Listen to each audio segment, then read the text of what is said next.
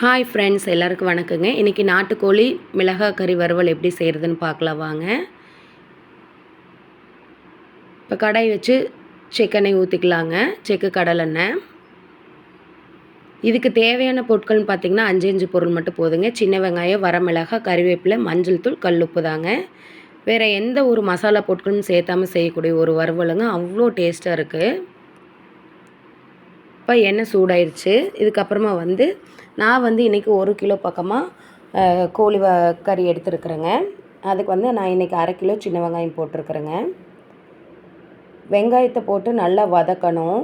எந்த அளவுக்கு வெங்காயம் வதங்குதோ அந்த அளவுக்கு கறி டேஸ்ட்டாக இருக்குங்க.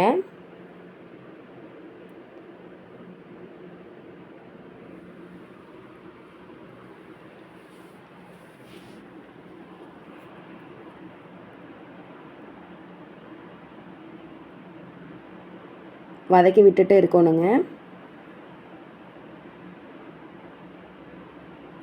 இப்போ வரமிளகாய், கருவேப்பிலை போட்டுக்கலாங்க. வரமிளகாய் பார்த்திங்கன்னா அதில் இருக்கிற விதைகளை பூரா எடுத்துட்டு வெறும் மிளகாய் மட்டும் போடணுங்க. அப்போ தான் டேஸ்ட்டாக இருக்குது.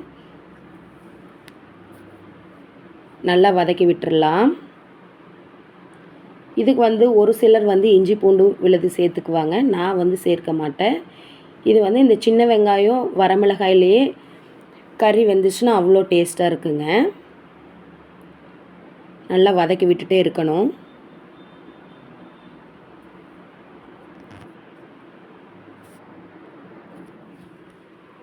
நல்லா வதங்கிருச்சு. இப்போ நான் கறி சுத்தம் பண்ணி வச்சுருக்கிற மஞ்சள் தூள் போட்டு அதையும் சேர்த்துக்கலாம்.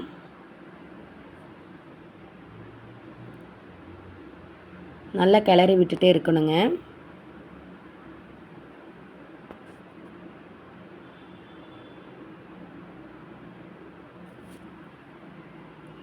இப்போ கல்லுப்பு, மஞ்சள் தூள் சேர்த்துக்கலாங்க. இதையும் நல்லா கலந்து விட்டுட்டு உங்களுக்கு தண்ணி வேணால் கொஞ்சமாக சேர்த்துக்கலாம். இல்லைன்னா இது கறியை தண்ணி விடுங்க கொஞ்சமாக. இப்போ நல்லா கலந்து விட்டுட்டு ஒரு மூடி போட்டு மூடி வச்சிடலாங்க.